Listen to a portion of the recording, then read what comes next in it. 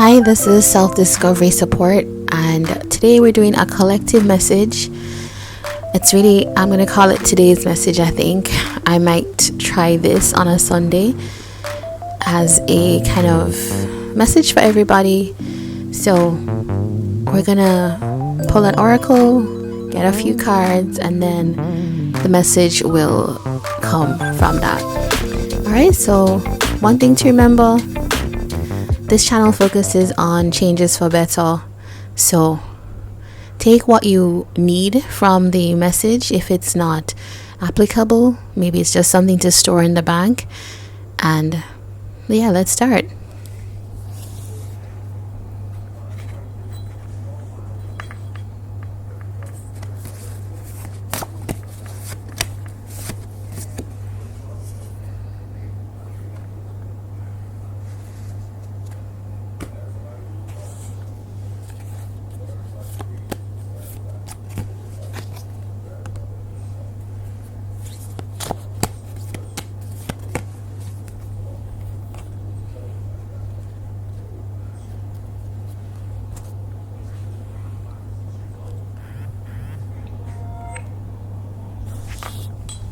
Alright, I'm going to start with the oracle message that we have. I'm using the therapy toolkit and the Good Karma Tarot. So this is an image of like a really tangled knot, something that is woven, much like our personalities, much like the way that we are in the world or we exist, the things that we think we know about ourselves and who we should be. And this card asks us to question something which has to do with our childhood. So there's something about your parents' relationship or lack of it. It says, what were the qualities that kept your parents together? If they divorced, what split them up? In both cases, how did they handle conflict, anger, and compassion? Why is that necessary? Because the way your parents interacted and the presence or absence of love and respect in their relationship is embedded in you in some way, manifesting itself either through you mirroring their relationship later on in life or trying to do the opposite. And it leaves us with a question. Consider how your unacknowledged fears and longings find their way into your romantic relationships. How would you like your relationships to be similar or different to your parents?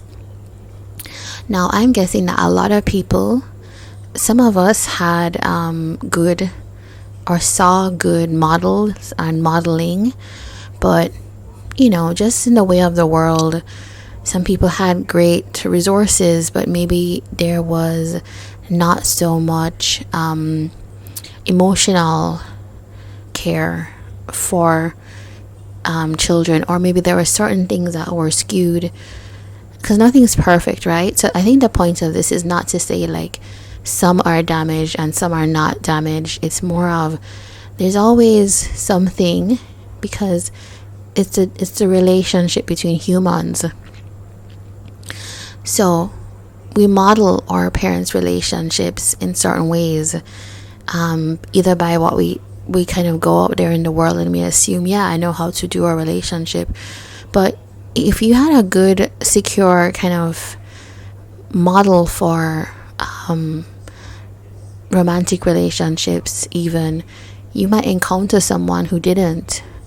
And you might be trying to relate to them. You might be in relation to them. And it's thinking about like, okay, so that's something to be aware of, even if it's not an issue that affects you. So the cards that came up here are the Wheel of Fortune and the Four of Swords.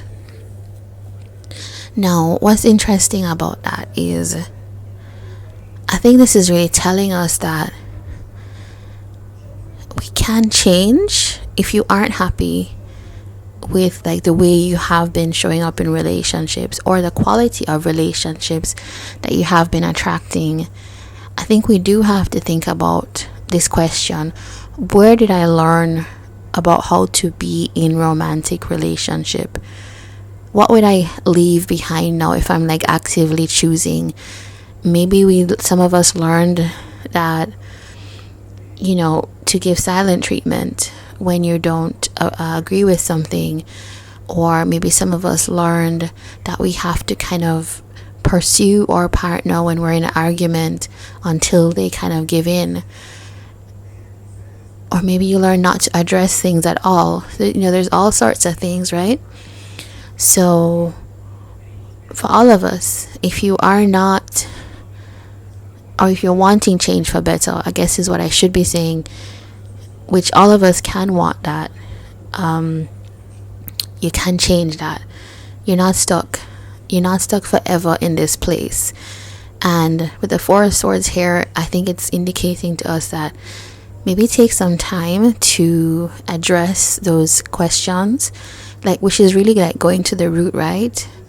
And if you haven't had good experiences in your romantic relationship so far, it's a time to pause, to kind of process for yourself these things. And that's the healing process, actually.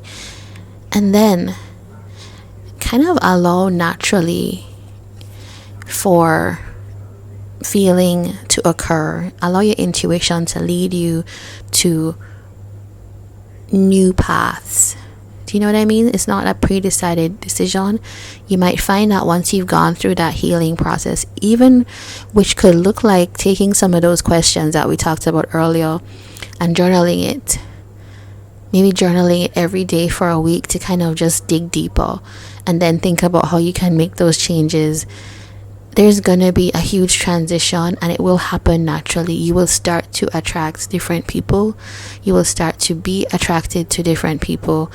And it might be kind of awkward at first, but you will grow into this new stage. The Death card is here as a reminder for the transition that can take place, almost when our old sense of self, our old way of relating to people moves away, and we step into this new way.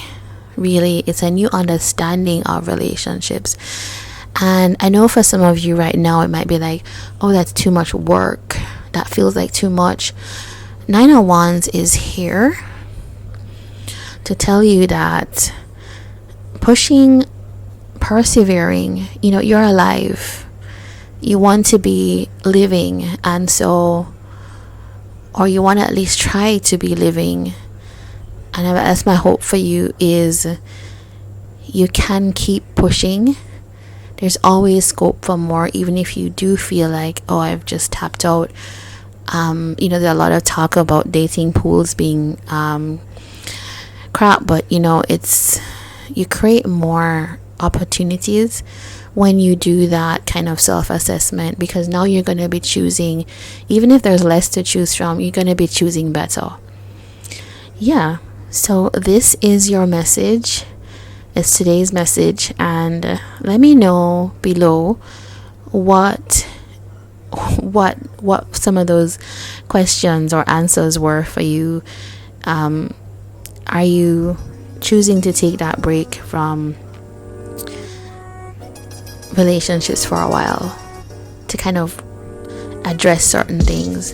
That break could be a month, that break could be a year. It's really up to you. So take care. I'm wishing you all the best, and do like, comment, subscribe if you enjoyed this, and I'd love to see you on another reading. Take care.